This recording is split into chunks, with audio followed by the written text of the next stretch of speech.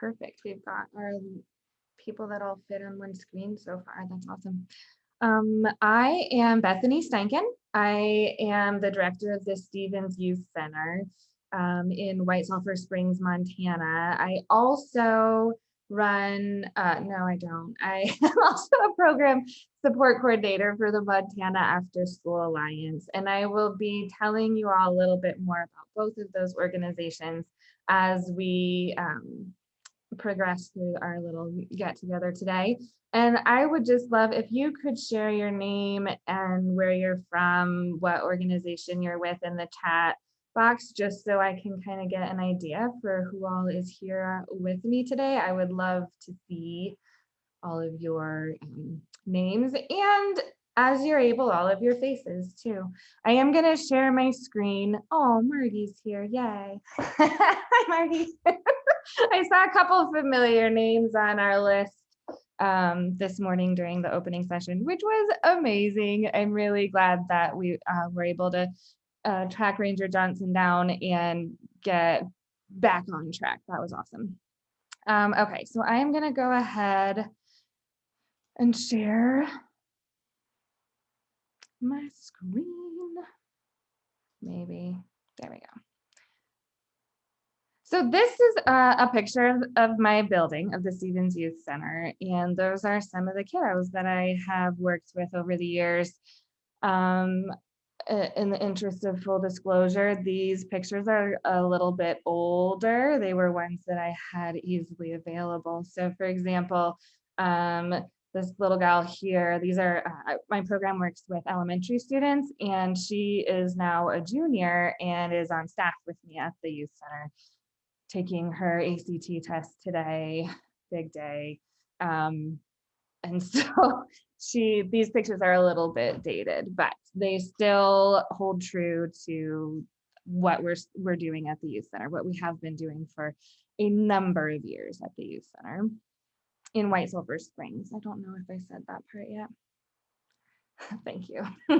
So then also, my first question that I have for you guys is what in your mind is after school? And I know Margie's at an after school program in Livingston.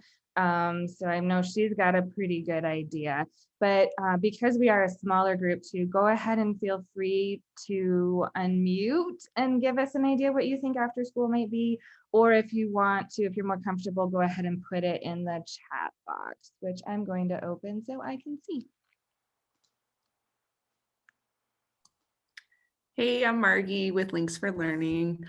After school program for me is a safe and nurturing environment for students to go to when their school day is over, where they can receive academic support, they can connect with the caring adults and their peers, and of course, get hands-on with lots of wonderful enrichment activities. I think that's the best part, is they can experience different STEM projects, art and cooking and other things that they might not get a chance to do in the school day or in their lives outside of school.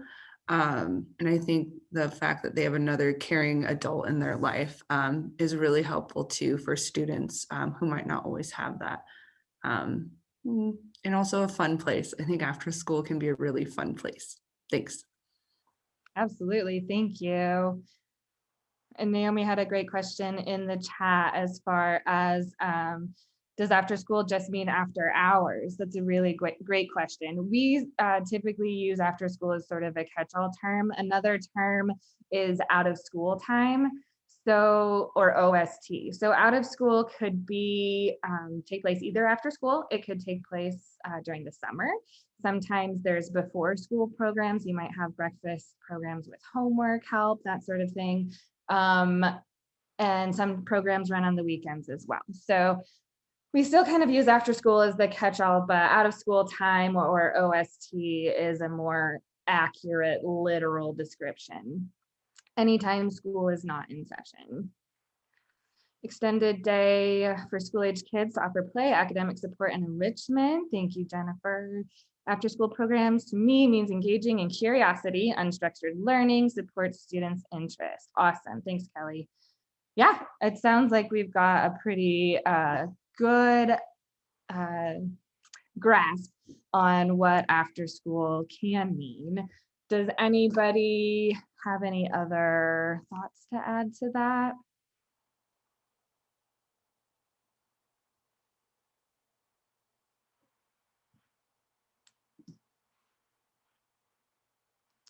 Mm. All right, so this is after school in my program. This is inside the Stevens Youth Center. Our building was actually donated in 1998 by a realtor in Great Falls. His name was George Stevens. And so we named the youth center after him. And the program started really small. They did like community service days, maybe a little bit of art activity, a couple days after school out of the year, just really small projects, and has now grown to, we have a program Monday through Thursday from 3:30 to 5:30. It's free for anyone in elementary. It's limited by the space of our building, which is limited even further this year because of our COVID policies. So for this school year, we are having kids register. We used to run kind of as a drop-in center, excuse me, but we have 10 kids a day that are allowed to come that are pre-registered. As spring comes on, we may open that up a little bit more, but we are very fortunate to have our own building where we can do things like get paint on the floor and the walls. And in fact, this wall, all of our rooms have since been painted, and this wall now has tie-dye on it from one of our tie-dye activities. So we have this space that we can play and have fun, like Marie said, but it's also a place for learning. It's a place where the kids can have those extra adults that care about them in their lives, and they can explore lots of new things. Like we have 16 ukuleles that we've been learning how to play, and that can be a really fun, just kind of space to let go and just relax. We have 2 ukulele rules. One is you have to ask to play one, you can't just pull one off the shelf. And the second one is that it has to be in tune. A ukulele in tune, doesn't matter who's playing it, it sounds awesome. So those are our 2 ukulele rules, but sometimes we do actually sit down and try to practice. So we do art, we do music, we do science, we do homework help, we do school enrichment. A lot of those things can all take place in our awesome little building. I moved to White Sulphur in December of 2004 as an AmeriCorps Vista volunteer, and they just can't get rid of me. So I love this little community. I love the people here. I love the kids here. And I really love being in after school. I try to make sure that everything I do is fun in my job, in my life, and that is why I'm working in after school still, almost 17 years later. And so there's a lot that can be encompassed, and each after school program is different. So I saw Terry Hartley is here too, and they are a school-based program, whereas my program is about 2 blocks from this school. We're a community-based program that has a really great working relationship with the school, but we are not a school in the school, so we have a little bit of distance. And so there's just lots of different ways that you can run after school programming.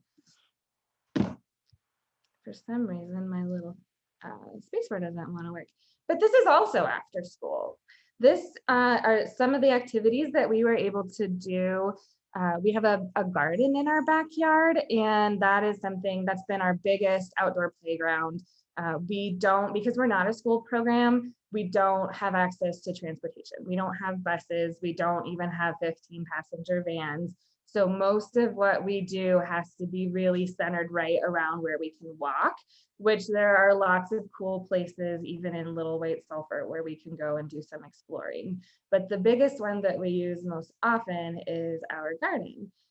We typically use the Junior Master Gardener and other curriculum that can teach about plant growth and soil health. and those types of things. And we use that as sort of our learning tool out in the backyard. And then this picture over here on the left is another really cool curriculum that we've been using out of the California Academy of Sciences called Science Action Club. And they have 3 different components or 3 different sets of curriculum. One on bugs, which is what the kids are looking for in that picture, another on birds, and then also clouds. And so they're citizen science projects. And so we can upload data that we find. We've many times taken pictures of a spider or a caterpillar or a moth or something and upload it to the iNaturalist app. And there are other citizen scientists as well as professional scientists that use that app. And almost all of the bugs that we have uploaded have been identified by somebody else in this greater community of scientists, which is a super cool way to connect our little kids in White Sulphur Springs with science outside of our town, to say, hey, there's people that are like interested enough in what caterpillar you found in the garden in White Sulphur to help us understand what type of butterfly it may turn into. So that's a super cool program. Again, something that's really easy for us to do in our tiny little town, that we can still get outside and do some exploration of the natural world around us. On a much rarer occasion, we are able to participate with somebody else outside of our program that may have access to things like transportation. So we actually ran our program, shared a grant with an after-school grant with the Townsend After-School program, which was a school-based program. So they did have access to transportation, and they drove their school buses over, drove their kids over to White Sulphur, picked us up at the Stevens Youth Center, and then drove us about 6 miles out of town. This picture is from a little beautiful trail that goes up over a little mountain between Grasshopper and Richardson Campground. So we, we're able to bus out to the campground, have a picnic lunch, and then hike over from one campground to the next, which, as you can see, a lot of the kids are way off in the distance. I was bringing up the rear, but it's just such a beautiful spot. It's nice to stop and just take it all in. So these are things that we've been able to do, even though we live in a really small community and in a really poor community as well. This is White Sulphur. The year I moved was listed, or sorry, Mark County was listed in The Economist as the poorest county in the nation. I think depending on which economic numbers you look at, that data could be told a million different ways. But that is to say there's a high transient population in White Sulphur. I have a lot of kids that show up for kindergarten and first grade, and then they're gone for a couple of years and then come back for maybe third and fourth grade. And so there's a higher rate of poverty in White Sulphur and in a lot of places in Montana. Not necessarily just because you're rural doesn't mean you're poor, and just because you have a higher poverty population doesn't mean that you are also rural. Those are just some things that are unique to the program that I am running in White Sulphur. And those were things that were really important to me when we started talking about building up an after-school alliance in Montana. There had been one previously, but it had gone away for some reason. And my background is actually in biology. I was pre-med and then decided to take a year off, do something important with my life, did AmeriCorps, and just haven't looked back. So in order for me to get the education that I needed to do my job well, I attended a lot of conferences similar to this one, learned a lot more about content areas, as well as things like behavior management and social and emotional learning and that type of thing. And the Montana After School Alliance puts on a lot of that professional development. And so I felt really that was really important, and joined the steering council to help guide that, but also to represent these small rural Montana programs.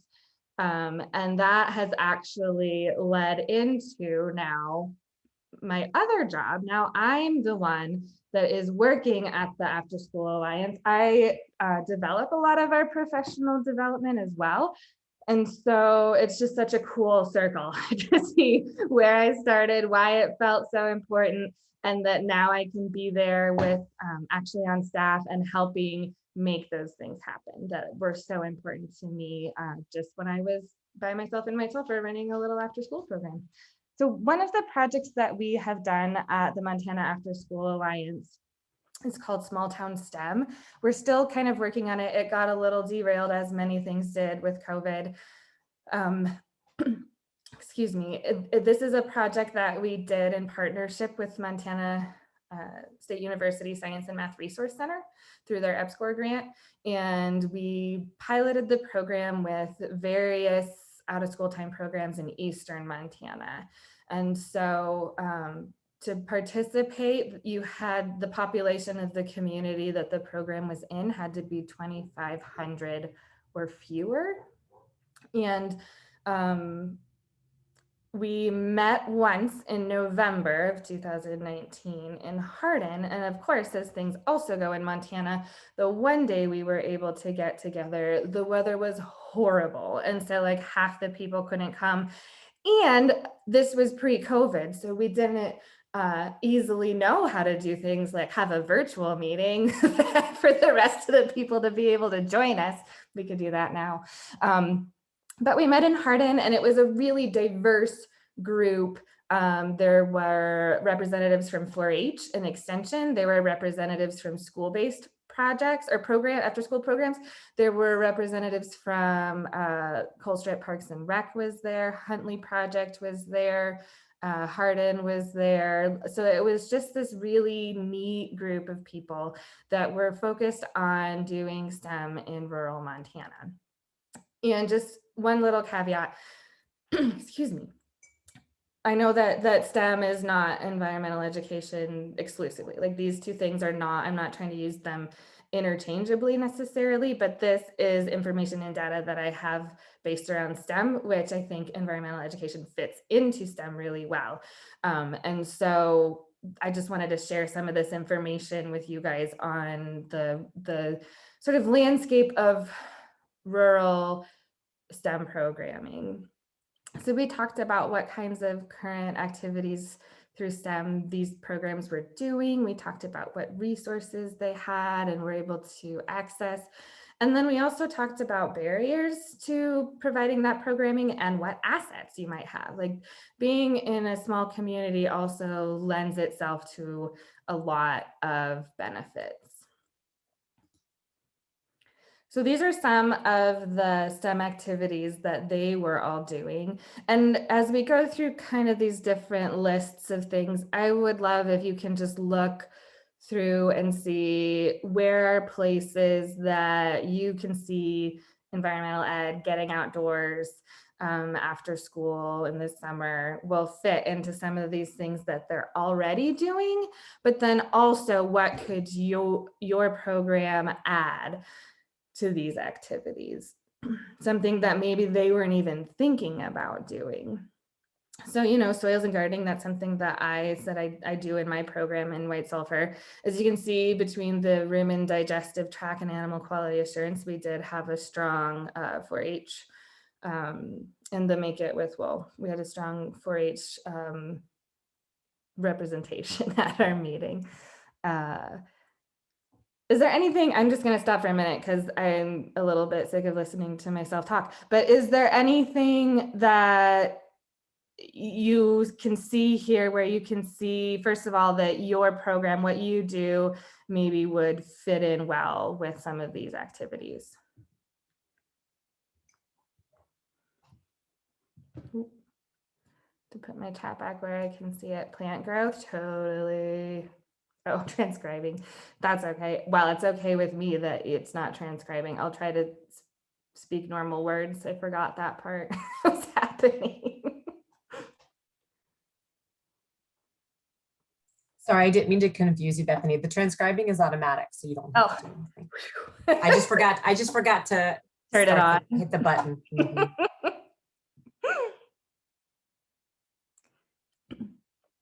Yeah, there's lots of things here that fit in well. There's also lots of room to add in more projects and activities that maybe they're not thinking about based on who they're talking to in their programs.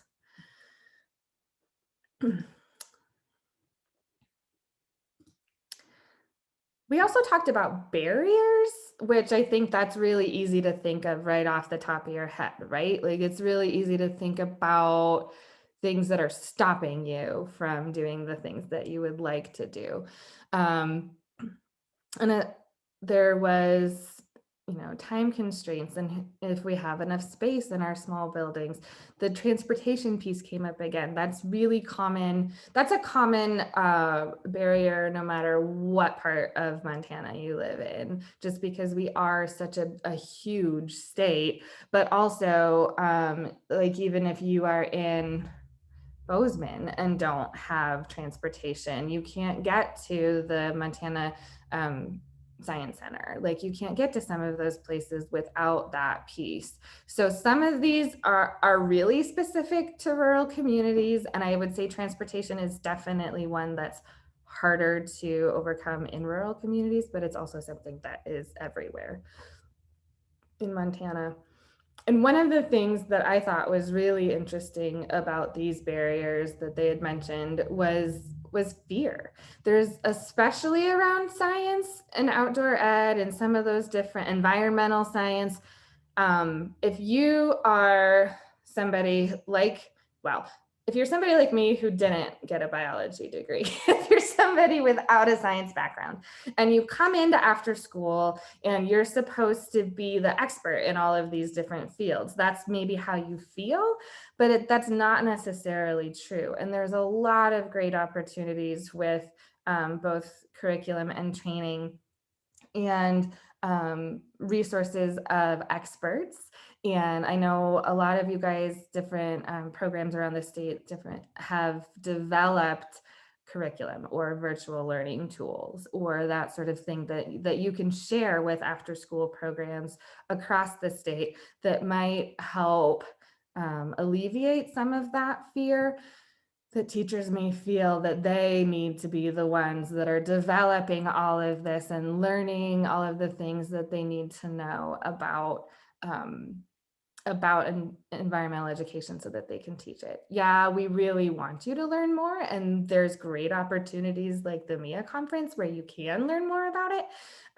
But also, like, I just think we need to think more about building those connections with other people that are already doing the really good work in our state. Talking. I thought about something else, but now I've forgotten. So some barriers here. And then assets that we have. In being in a really small community, it can be super supportive. You might have lots of shared resources. In White Sulphur, the K-12 students are all in one building. So let's say that we did have a school-based program in a small community and you wanted somebody to come in and help with, like, let's get the science teacher to come in and do a lesson in after school on water quality. They're in the same building. Like, that's super easy. That eliminates the transportation issue. That just is, there's some of these things here where rural Montana really has a lot of assets for environmental education. Agriculture is huge in rural Montana, and there's so much that can be learned through agriculture and through local community jobs. There were some other jobs listed there. One of the things that is one of my favorite things on this list is the pristine environment. One of our participants said that we're closer in a lot of ways to more wildlife like that, and access to trails, those kinds of things, as long as we can figure out how to get there. That hiking photo that I said that was on the earlier slide, that's like 6 miles outside of White Sulphur. It is not very far. And you can see there's nobody else there. It's just really amazing opportunity so long as we take advantage of it. One of the other things that is on this list is mining. And when I was first putting these slides together, I thought, oh man, if I leave mining on the slide, I'm going to get in so much trouble with the MEEA folks. But part of the reason that I'm here is to talk about rural education, and places in rural Montana, rural America see, not everyone, but a lot of people see mining in a different light. And so, like I said, we had folks from Colstrip there. And there is a copper mine in the works right outside of, about 17 miles outside of White Sulphur Springs. And it's something that in rural communities is not necessarily frowned upon. But the thing that I like to take away from that is that it's bringing people, at least in White Sulphur, the copper mine is bringing geologists to town. It's bringing engineers to town. There, if we can figure out ways to take advantage of some of the things that's offering. Does everybody want mining? No. But yeah, like Naomi said, mining equals cell phones. Like we need the copper. We need, that may be debatable whether we exclusively need coal, but there's a lot of these types of raw materials that we need if we want to keep living our lives the way that we do. And having responsible ways to access those can be really important, and something that they can work on teaching kids about through, geology and some of those other, I get distracted reading. Yeah, this is awesome. Yeah, the resource use and extraction specialists have to have landscape literacy. Yep, they look at cleanup. There's a lot of good that can come from it. So it's also just a little different perspective on what is an asset in rural versus potentially more urban Montana. Any other thoughts? And don't want to get kicked out, but I just thought that was something that was an interesting, even for me, it was interesting trying to navigate how to, like, what should I include in my slideshow? But I realized, like, yeah, no, this is a rural perspective. So these are some of the assets that they came up with in Eastern Montana. And then here's a list of resources where I said, where do you go for STEM information? Where do you go to get curriculum and other materials? Do you have experts in the field that can share information with you, that can come in and lead a class, anything like that? And you can see there's a wide variety here of places that they went. And again, you can see that 4-H was a big presence there. Project Wet and Project Wild is one of my favorite things that we do at the Youth Center. I actually took the Project Learning Tree class with Rose Valor approximately 1,000 years ago at Black Hills Rec Lab in the Black Hills in South Dakota. So those are awesome curriculums that you can use in after school time. And again, a lot more ag. Some of this stuff, like the Rossi Learning STEM Careers, is really specific to after school, not necessarily outdoor ed. But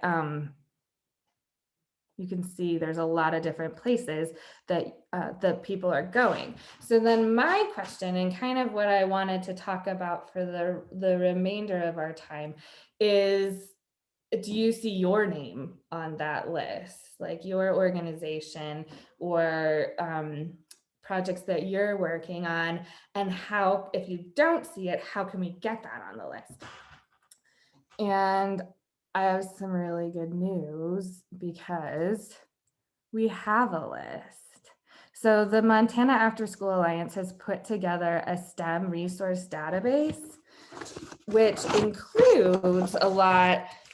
It's a place for providers like Margie to go and say, hey, I really want to do this activity, and I want to see if there's somebody already in Montana doing that can help me so I don't have to reinvent the wheel. So we're just gonna take a quick little detour and pop over here to the Afterschool Alliance, the Montana Afterschool Alliance website. And then assuming I can move all of the Zoom, all of my Zoom things around where I can see them. If you come over to resources and then you come down to the STEM resources, we'll go ahead and throw this one in the chat for you if you want to follow along. So you come down to STEM resources and you see we have this Montana STEAM resource database. We're adding art in with the rest of STEM here. And so you click on view the database and you can see this is developed in Airtable. And so you're seeing kind of the front end of the spreadsheet that we have in Airtable. And you can go through and see that who we have, like Code Girls United is one that I'm familiar with. So we'll use them as our example right now. And they can say, yeah, we have experts to offer. We have materials to offer. We have experiences that we can offer. We have virtual and digital experiences as well. They talk about what kinds of services they provide. And then there's contact information. So if your name isn't, or your organization isn't in here, then what you can do is fill out this database entry form, which again kind of goes through like, this is what we're describing as experts and materials and experiences, and please let us know what you could offer out of school time programs across the state. So you can go through and fill out that information. Some of this is going to be there's a little more information than what is in the front facing table on our website. And that just helps us keep track of you. And if people contact us, then we can say, hey, yeah, I'm looking for somebody in Southwest Montana that can do a fly tying workshop.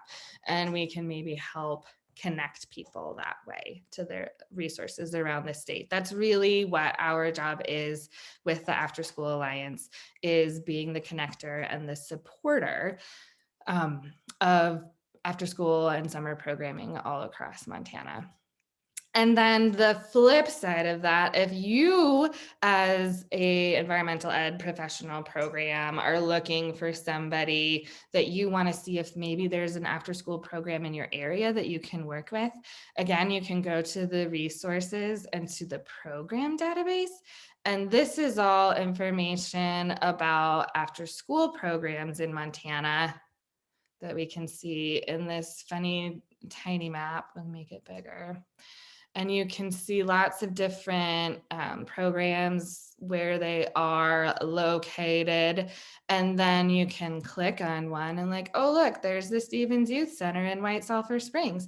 And you can look and see what different focus and topic areas there may be. And maybe there's something there that shows STEM or STEAM and that you'd really like to work with a program in your area around some of those topics.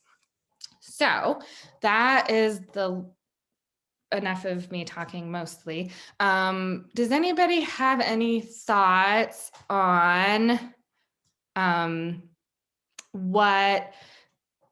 you might want to partner with after school programs in your community or summer programs or anything along those lines?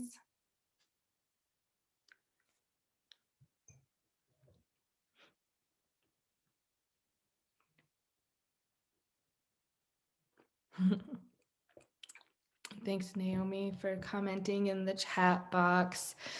This is something, and I think this is part of the reason, I think I said in one of my breakout this morning where I was talking about how I participate occasionally. I'm not very consistent on the MEEA calls in part because it's like my favorite group to hang out with. They're so fun, so kind, so generous. Like, it's just such a great group.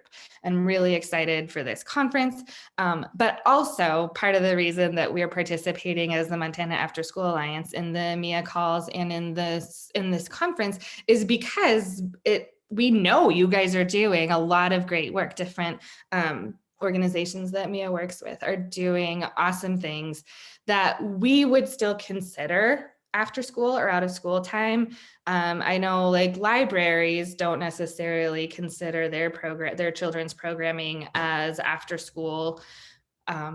But at MTAA, we would consider anything that they're doing out of school time as after school and want to be able to support them through that. And same thing with summer camps and a lot of those activities that folks on the MEEA calls that I've attended are talking about are all things that we want to make sure that, there is a captive audience around Montana and these after school programs that would love to work with you.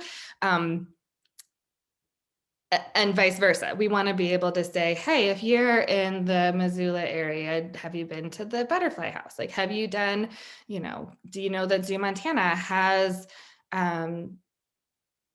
online learning, online activities, those sorts of things. So we want to be able to be the connector for that, and would love to hear from you guys that are in environmental education, and love to have you include your information in our STEAM database.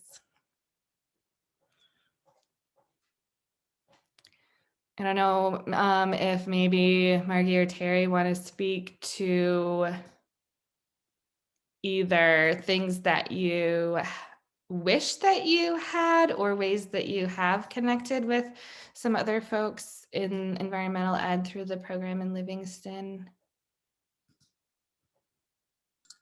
Absolutely. I can chime in. I definitely, am I muted or can you hear me? You're good. Okay. I definitely feel like we have a wealth of resources, and Terry is amazing at connecting us to our community and professionals. So for example, we'll work with 4-H.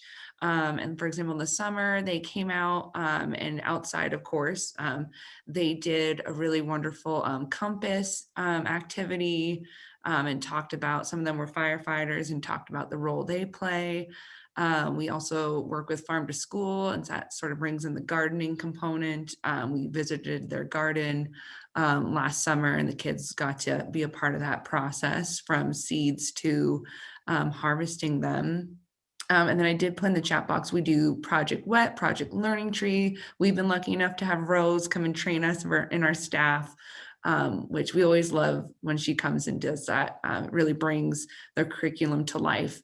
We do Project Wet, which is always great. We get the kids outside in the creek that's right near us. We're super lucky in Livingston to have all this nature, super accessible. And of course, the kids love getting wet and dirty and muddy too while they learn. And then I think a little back before you mentioned Science Action Club, I'm in the middle. I've done birds and bugs. Usually I do bugs in the summer because they're more active. And then I'm in the middle of doing Cloud Quest right now, which the students really enjoy. And we go out for recess like, oh, did you know that this cloud, look at that cloud. And I think that's just the ones off the top of my head. There's probably more as well. Awesome, thank you. Yeah, so we just want to try to highlight some ways that after school programs are currently connecting and partnering, but then also we'd love to see that partnership really increase around Montana. We'll go back here for one last hurrah. Oh boy. There it is. That's the last hurrah. Really, that's kind of the long and the short of it from me. I am sharing with you if you have any questions or ideas. It's always hard to know even for me which hat I'm wearing. But since my job through the After School Alliance is really the part that's more of being a connector, that is my email address for the After School Alliance. And then also that's my cell phone. It's just the easiest way to get a hold of me because I live in White Sulphur and I live in Bozeman. I don't ever know which hat I'm wearing, so I can you can get me on my cell phone. That's easy. I don't know what hat I'm wearing, but I will represent. I'm wearing my Stevens Youth Center t-shirt today that we made this summer at our summer program. It wasn't really environmental education, but we did do tie-dye outside. So there's just something about being outside that makes me feel better. So I try to do as much as we can out there. Any last thoughts or ideas, questions that you might have about the After School Alliance or about after school in general?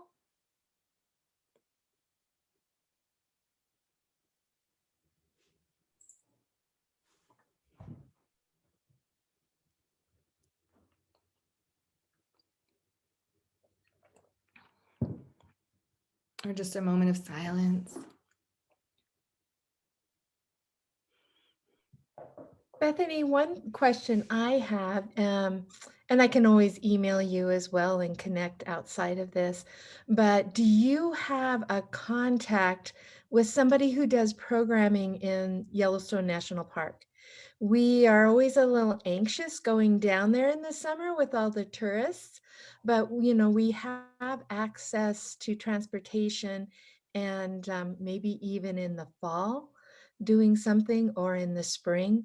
It's just a great resource and it would be good to get the kids down there. Even though we live so close to it, some of our families don't have the means to get down there and explore.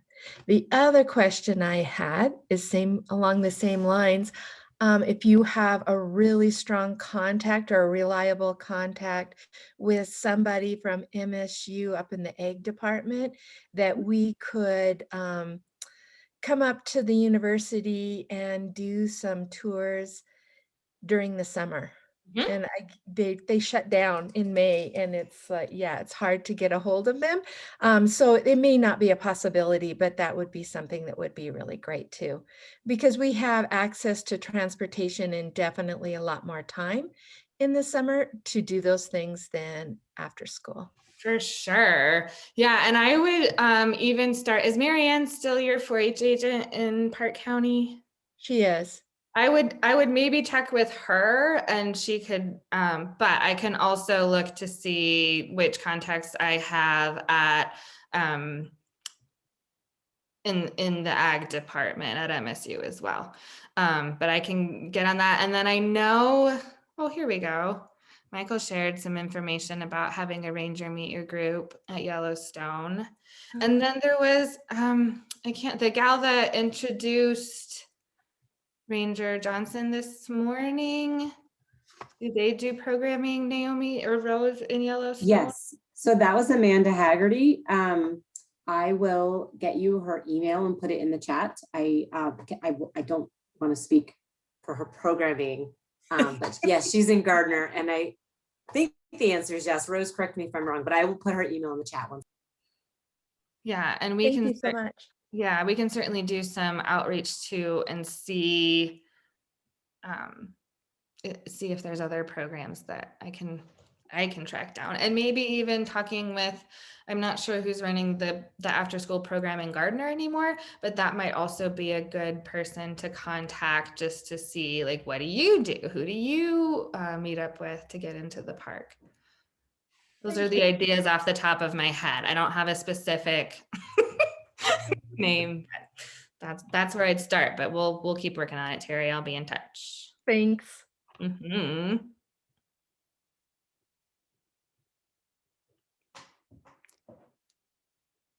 Cool. Any other thoughts or questions?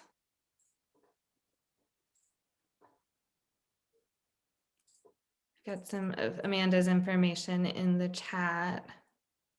And yeah, and she'll be around as a MEEA board member you'll be able to see her in other sessions. So please feel free to chat with her. And then also, you'll see her tonight at the tonight and tomorrow night at the fun events. So.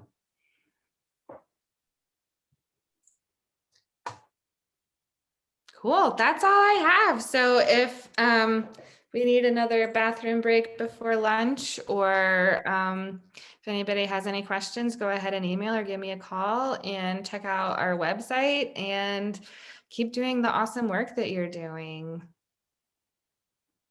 Thank you. Thank you, Bethany. Thanks, You bet. Bethany. Thanks. See you guys.